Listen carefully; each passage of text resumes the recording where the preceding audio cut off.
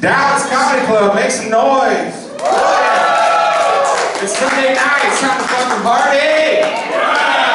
I'm gonna get naked and fight somebody tonight.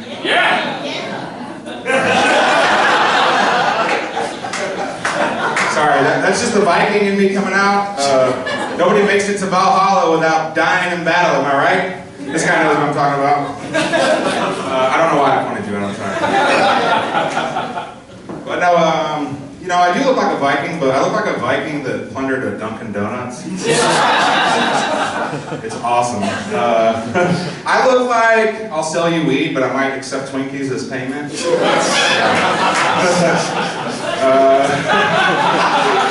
Well, you guys look like a nice, healthy audience. I can appreciate that. Me, on the other hand, I came here to make a special announcement tonight. I got about 2 weeks to live. Yeah. I was recently diagnosed with stage 4 being a complete piece of shit.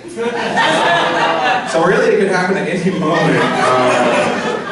Drop dead right here on the stage. I turned 38 this year, and one of the interesting things I noticed as you get older, your priorities change quite a lot, you know? My coping mechanisms are bugged. I'll give you a perfect example. My ex-fiance cheated on me with a married man. Yeah, and then she stole my car. True story. I had the same reaction. I was like, man, this is fine. The other day I sneezed 3 times in a row, and I was like, what is happening?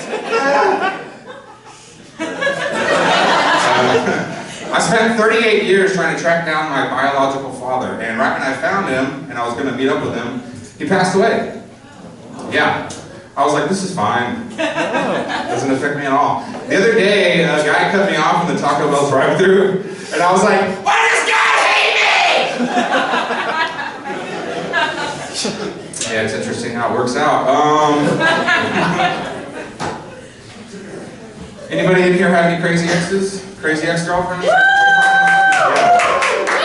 I feel your pain, I do. I had a crazy ex-girlfriend that would search my bed for other women's hairs.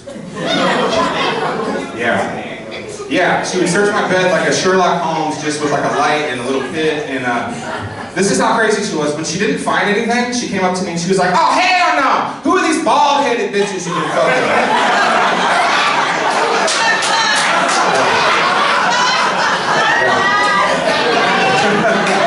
That's fucking crazy!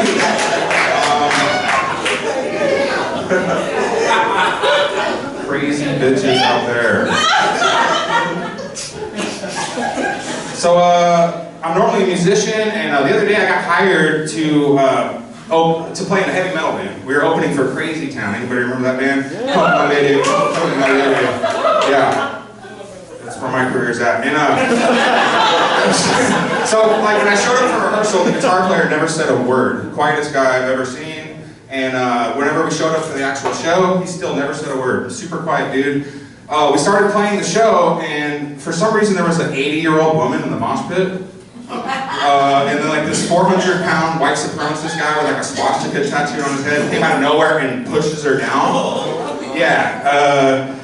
Right as this happens, the quiet guy runs to the front of the stage. He rips the microphone out of the singer's hand. I swear to God, he goes, listen, I swear to God, if another guy pushes a lady, I'm gonna come to your house and I'm gonna cut off, I'm gonna tie up your whole family. Yeah. I'm gonna cut off their eyelids so they're forced to watch me fuck the oldest member of your family, even if it's a guy, because that's how much I respect women. Wow. That was the first time I ever heard him speak. I don't know why he sounds like Mickey Mouse in my version.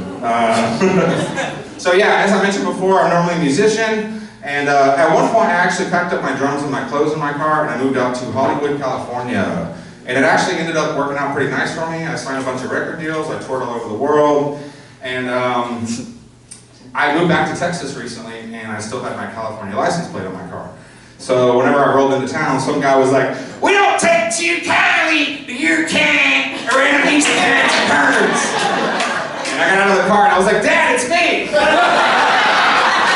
I made that up. Remember, I never met my dad. Remember earlier when I said I was a bastard? Yeah. So, you guys can tell I got a lot going on for me, you know, stand-up comedian, musician. Another thing I like to do from time to time, been doing some Uber driving. Yeah. Yeah. Another really cool thing that I do is live in my car. Those two things do not go well together, trust me. Especially when you're trying to meet the ladies. If you live in your car and you're an Uber driver, and they're like, what do you do? I'm always just like, I work from home. It's interesting. I'll leave you with this. It's really annoying being an Uber driver because your passengers can rate you. This guy gave me a 1-star rating. His reason?